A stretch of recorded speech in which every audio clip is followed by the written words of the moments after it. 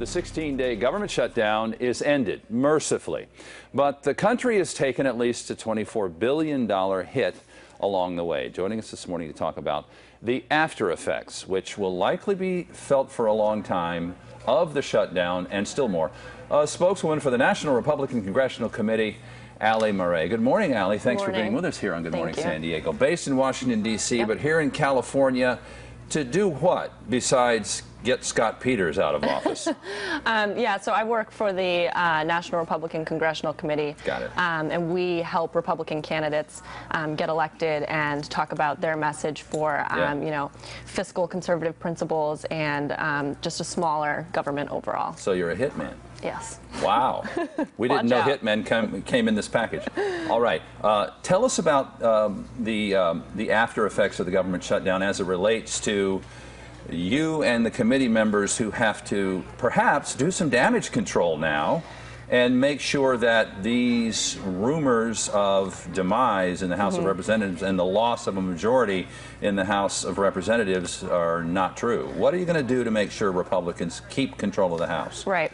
I think the biggest thing that we need to focus on nationally is that I don't like the whole dialogue at all, really, of winners and losers, because the only people that really lose, as you pointed out before, are the American people. You know, when we have national parks that are shut down and our veterans can't go and see the memorials that, you know, they fought for, those are the kinds of people that suffer. So winners and losers in the House is totally separate, but I really believe that you're not going to see that kind of, you know, it's the end of the Republican brand. Look, at the end of the day, what we need to focus on is passing a budget so that we don't have this mess again, and that starts with the people who are elected, both Republicans and Democrats, being able to come together, find a solution, and get it over to the Senate in something that passes. We haven't had a budget pass in years, and that's what gets us into this mess. Are we perhaps now forced into a new era in politics in Washington of conciliation, cooperation, and collaboration? Do you think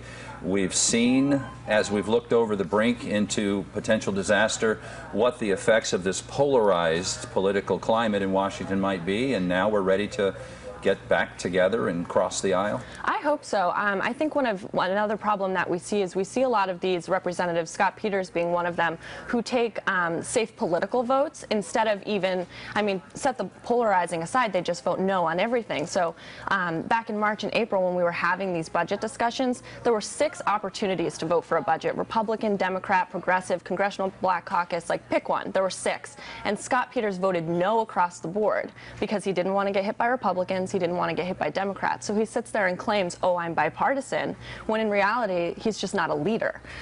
So what we need is, you know, take a stand, one side or the other. You know, I would rather see these guys, you know, take a stand and be for something than just vote no on everything, because that is what really doesn't move the ball forward, these political votes. He told us here on KUSI last week that he was in a bipartisan group of members of the House 3 weeks ago, who went to the Speaker and said, we're ready to take a vote on a resolution that will avert and avoid a government shutdown, but the Speaker would not budge. Yeah.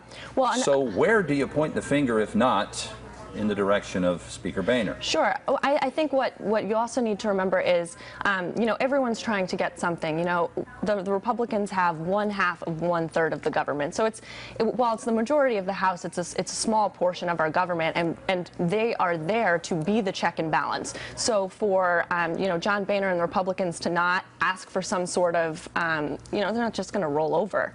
And I think another thing that's interesting is that Scott Peters also signed on to Nancy Pelosi's letter to just have a clean raise of the debt ceiling. That doesn't really help anybody, and this legislation that he recently proposed that tied rising the debt ceiling to our GDP is just backwards economics. You know, when you get a raise or when you get a bonus, you don't go and ask for a raise on the limits of all your credit cards. Fair enough. American families, that's when you pay off your debt, and our country should be held to the same standard.